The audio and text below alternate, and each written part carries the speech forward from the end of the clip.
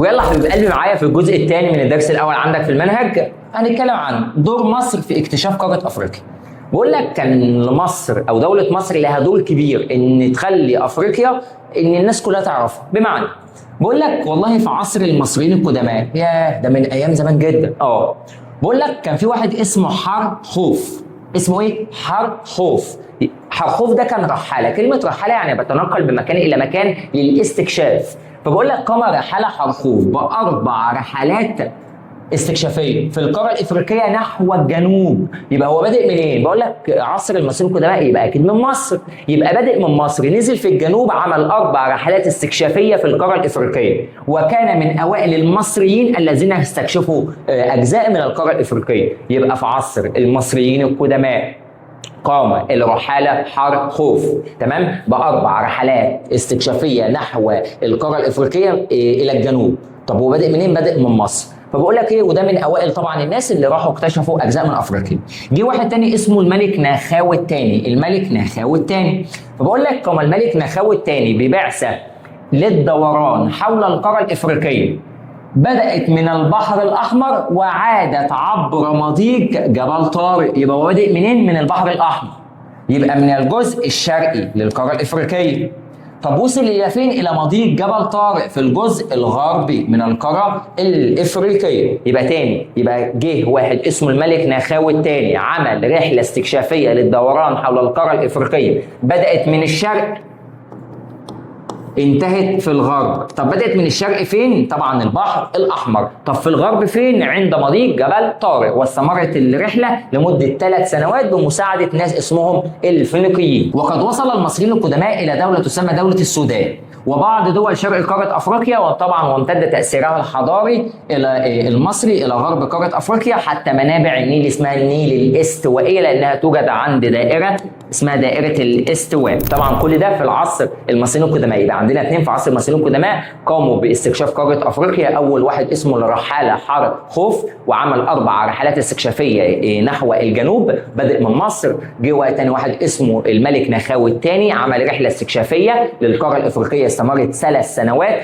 ابتدت من البحر الأحمر في الشرق حتى مضيق جبل طارق في الغرب. ده جه في العصر الحديث 2. أول واحد اسمه محمد علي باشا وابنه اسمه الخديوي إسماعيل. طب محمد علي باشا ده عشان يكتشف قارة أفريقيا عمل إيه؟ والله بقول لك أرسل رحلات استكشافية حتى وصل إلى منابع النيل. كلمة منبع نيل يعني اللي بيدي النهر النيل مية، سنة 1839، وانتهت باكتشاف نيل اسمه نهر النيل الابيض. يبقى محمد علي اكتشف منابع نهر النيل حتى اكتشف نهر النيل اسمه نهر النيل الابيض، ورسم خريطه نهر النيل حتى جنوب دوله تسمى دوله السودان. يبقى محمد علي عمل 3 حاجات. اول حاجه اكتشف منابع نهر النيل بارسال رحلات استكشافيه.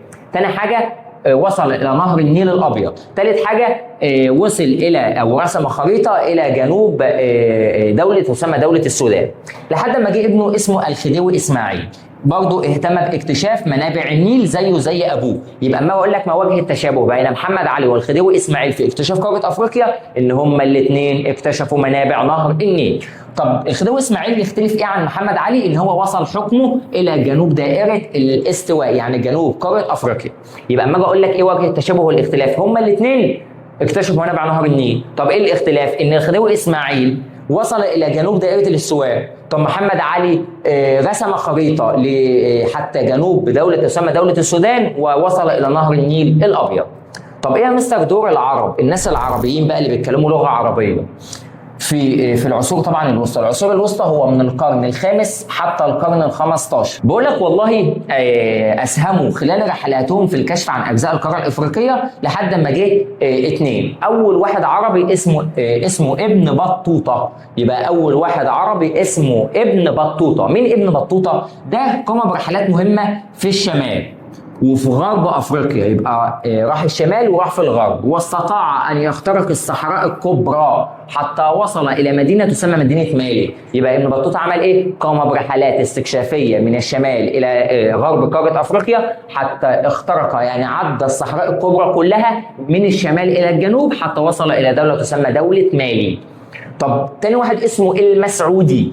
طب مين هو المسعودي يا مستر؟ كان من اوائل الرحاله العرب الذين زاروا افريقيا وكتب عنها. يبقى مين اللي زار افريقيا وكتب عنها؟ اسمه المسعودي. طب مين اللي عمل رحلات استكشافيه حتى اخترق الصحراء الكبرى؟ اسمه ابن بطوطه. مين اللي رسم خريطه نهر النيل لدوله السودان؟ اسمه محمد علي. مين اللي وصل الى نهر النيل الابيض؟ برضه محمد علي. مين اللي وصل حكمه الى جنوب دائره الاستواء؟ اسمه الخديوي اسماعيل. مين من اوائل الرحاله في العصور القديمه؟ اسمه حرخوف. مين اللي عمل رحله استكشافيه لمده 3 سنوات للدوران حول القاره الافريقيه؟ اسمه نخاو الثاني. طب مين من اوائل الرحاله العرب؟ شفت كلمه رحاله عرب يبقى المسعودي. يبقى انا كده عندي سؤالين يلخبطوا، اوائل الرحاله يبقى حرخوف، طب اوائل الرحاله العرب يبقى المسعودي. لحد ما جه ناس اسمهم التجار العرب، بقول لك وصل قوافلهم الى دوله تسمى دوله السودان وبلاد الحبشه اللي هي دوله اسمها دوله اثيوبيا، وجزر اسمها جزر القمر وغيرها، وساهموا طبعا في نشر الاسلام. وبقول لك تعددت الممالك الاسلاميه في السواحل الشرقيه من القاره الافريقيه الى هضبه تسمى هضبه البحيرات الاستوائيه لانها توجد على دائره تسمى دائره الاستواء التي تكونت بعض الممالك الاسلاميه في غرب القاره الافريقيه. لحد ما جه ناس اسمهم الاوروبيين عايزين يستكشفوا القاره الافريقيه. دوله اسمها دوله البرتغال خلال القرن ال15. حبيب قلبي لو انا جاب لي قرن عايز احولها لسنه، من قرن لسنه اعمل ايه؟ انقص 1 واحط 0. طب هو جايب لي قرن كام؟ جايب لي قرن 15. اعمل ايه عشان احولها لسنه؟ قلت لك انقص ولا ازود؟ لا انقص 1 من 15 هتبقى 14 واحط كام صفر؟ 2 يبقى سنه 1400. يبقى بقول لك في خلال القرن ال15 بدا البرتغاليين عايزين يستكشفوا القاره الافريقيه من خلال واحد اسمه هنري الملاح. اسمه ايه؟ هنري الملاح. حيث استفادوا من كتب العرب او من اوائل الناس العربيه الذي كتب عن افريقيا وزارها واحد اسمه المسعودي. اسمه ايه؟ المسعودي. يبقى زار افريقيا وكتب عنها. فبقول لك ان هنري الملاح البرتغالي اللي من القاره الاوروبيه خد كتب المسعودي اللي كتبها من القاره الافريقيه. طب هل كده ان افريقيا او من الناس العرب لهم تاثير على القاره الاوروبيه؟ طبعا يا مستر. بقول لك اهو مما كتبه العرب عن افريقيا في رحلتهم الاستكشافيه حتى وصلوا الى دوله تسمى دوله الهند، لان دي كانت مستعمره برتغاليه. فبقول لك اهو اساس البرتغاليين طبعا المواني ومراكز التجاره لحد ما وصلوا ان هم عملوا طريق اسمه طريق راس الرجاء الصالح. طب راس الرجاء الصالح ده دوله هنا تسمى دوله البرتغال. البرتغال في القاره الايه؟ القاره الاوروبيه. بقول لك عملوا طريق عشان يسهلوا التجاره بتاعتهم ان هم يوصلوا لدوله تسمى دوله الهند في قاره اسيا اللي هي ده هنا. فبقول لك عملوا طريق اسمه طريق رأس الرجاء الصالح، هو بيلف او للدوران حول القاره الافريقيه عشان يروحوا مستعمرتهم اللي هي موجوده في قاره اسيا. فبقول لك بما تفسر هم ليه عملوا طريق اسمه طريق رأس الرجاء الصالح؟ طبعا لتامين الملاحه والتجاره اللي رايحين دوله تسمى دوله الهند اللي موجوده في قاره اسيا. فبقول لك في نهايه القرن ال18، طب جايب لي القرن ال18 اعمل ايه عشان احوله لسنه؟ بقول لك والله نقص 1 حط 0، نقص من 18 1 تبقى 17، حط كام صفر؟ 2 يبقى سنه 1700. فبقول لك وخلال القرن 19 القرن 19 اعمل ايه؟ والله نقص 1 من 19 تبقى 18 واحط كام صفر؟ 0. يبقى بقول لك من سنه 1700 لسنه 1800 ايه اللي حصل؟ بقول لك والله جه الاوروبيين كان لهم دور بارز ان هم يكتشفوا منابع نهر النيل. ايه ده؟ هم الاوروبيين عامه سواء برتغال او غيره كان ليهم تشابه زي محمد علي وخديوي اسماعيل ان هم كلهم اكتشفوا منابع نهر النيل. فجي ناس، اول ناس انت عرفتهم البرتغال، طب تاني ناس اسمهم الانجليز، تالت ناس اسمهم الفرنسيين، رابع ناس اسمهم الهولنديين. يبقى كام مستعمرات جت في افريقيا؟ 4.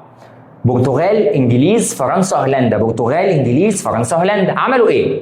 بقول لك والله ان هم كلهم عاملين حاجه اسمها صراع ان هم يستكشفوا القاره الافريقيه. بقول لك توالت الكشوف الجغرافيه في قاره افريقيا بين الانجليز والفرنسيين والهولنديين والبرتغاليين، فبدأ التصارع بينهما من اجل قاره افريقيا. طب ليه؟ هم ليه بيتصارعوا؟ اول حاجه لنهب خيراتها، تاني حاجه استغلال ثرواتها. يبقى اما اجي اقول لك بما تفسر كان الصراع الاوروبي بين انجلترا فرنسا هولندا البرتغال ليه في القاره الافريقيه؟ طبعا لنهب خيراتها واستغلال ثرواتها، وده ادى الى ان قاره افريقيا يكون ضعيفه، يكون الثروات اللي هي موجوده الطبيعيه في قاره افريقيا تبع طبعا الاوروبيين او الدول الاوروبيه. فعملت الدول الاوروبيه الاستعماريه طبعا على تقسيم افريقيا لعديد من الدول مختلفه في المساحه وليس متشابهه، وطبعا لضمان سيطرتها واستمرار نفوذها، مما ادى الى معاناة أفريقيا طبعا من زيادة الفقر والجهل والمرض، ورغم ان هي تمتلك ثروات طبيعيه وبشريه كبيره جدا بس كانت لمصلحتهم هم.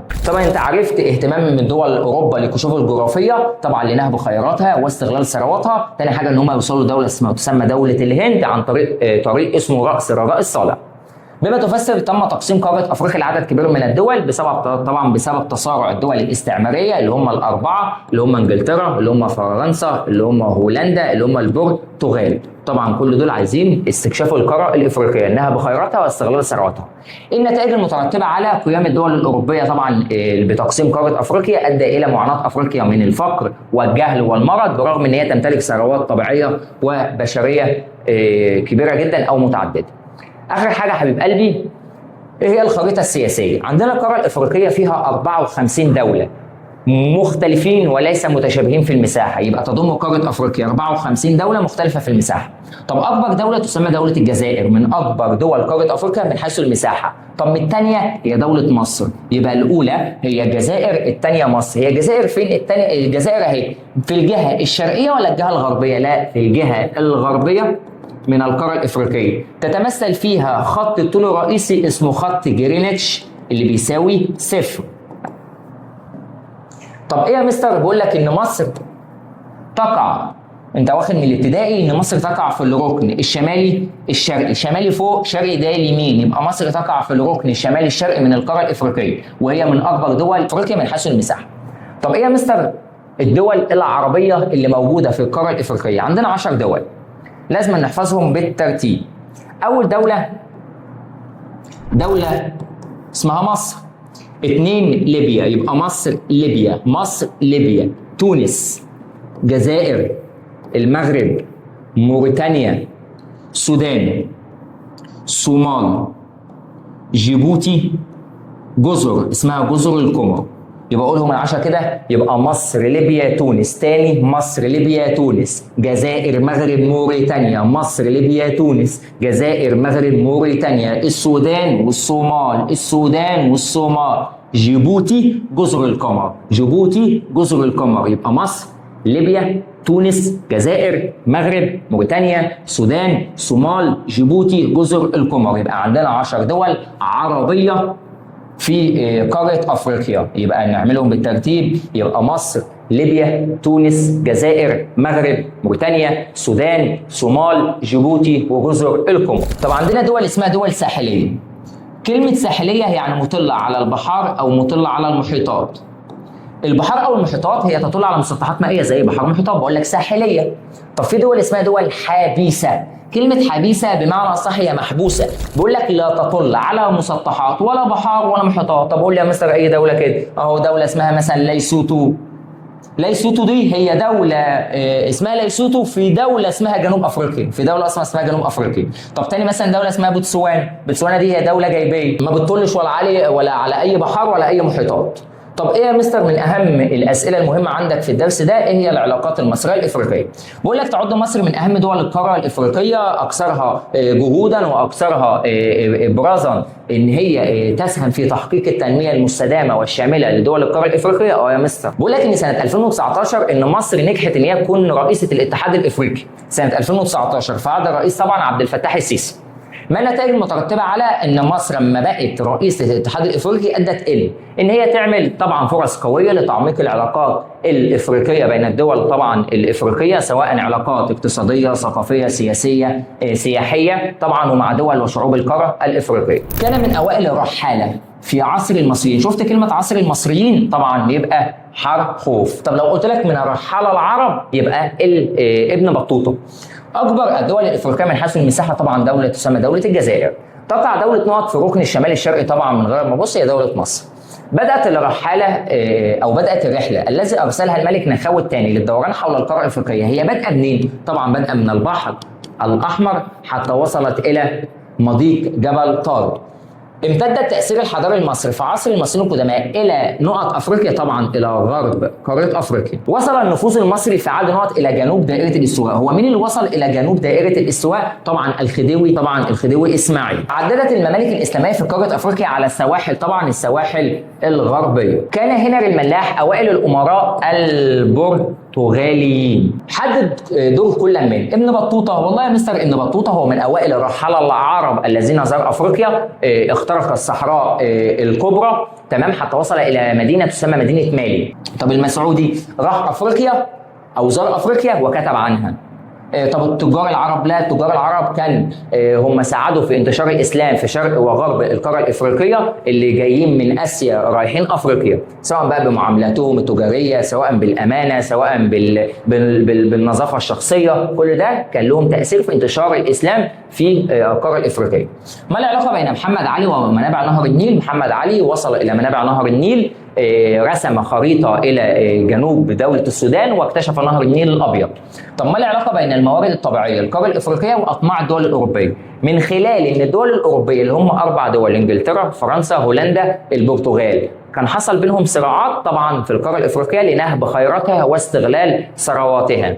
طب بما تفسر تأسيس البرتغاليين المواني والمراكز التجارية مثل طريق رأس الرجاء الصالح بسبب أو لتأمين تجارتهم وبسبب مستعمراتها اللي موجودة في دولة تسمى دولة الهند، طبعا التجارة بتاعتهم طبعا والمستعمرات بتاعتهم. ما الفرق بين الدول الحبيسة والدول الساحلية؟ طبعا حبيسة الذي لا تطل ولا على بحار ولا محيطات. طب الدول الساحلية هي تطل على بحار ومحيطات. طب اديني ده ايه؟ مثلا دولة حبيسة زي دولة اسمها ليسوتو. طب الدولة الساحلية دولة زي مصر، دولة زي ليبيا، دولة زي تونس، دولة زي الجزائر بتطل على بحار ومحيطات أو محيطات. حدد الأثر الناتج. كلمة أثر الناتج يعني ما النتائج؟ انتخاب مصر لرئاسة الاتحاد الإفريقي سنة 2019 النتيجة اللي حصلت أدى إلى تعميق العلاقات بين دول القارة الإفريقية، طبعا علاقات سياسية، اقتصادية، ثقافية، سياحية، كل ده طبعا خلت ان في تنميه مستدامه، تنميه شامله بين دول القاره الافريقيه. وكده حبيب قلبي خلصت لك الدرس الاول موقع قاره افريقيا سواء الكشوف الجغرافيه، فباذن الله شوفني في الدرس الثاني فيديوهات ثانيه جديده، والسلام عليكم.